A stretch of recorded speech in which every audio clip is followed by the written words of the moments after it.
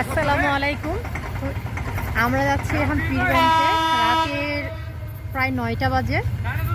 তো এখন ট্রেন আসতেছে, ছেলে তো খুব এক্সাইটেড, এত ট্রেনে ভ্রমণ করতে তারপরও এক্সাইটেড। এই যে আমরা রেল ক্রসের এখানে দাঁড়ায় আছি, ট্রেন যাচ্ছে পঞ্চগড়ে মামার বাড়ি।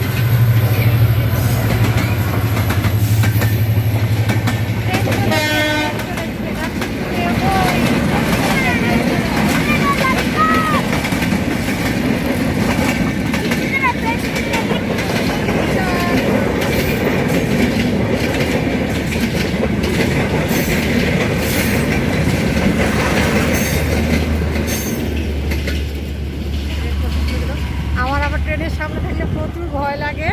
ছেলে তো ভীষণ এক্সাইটেড ছিল যে ট্রেন দেখবে। তো ট্রেন দেখা শেষ, চলে যাচ্ছি আমরা আমাদের গন্তব্য।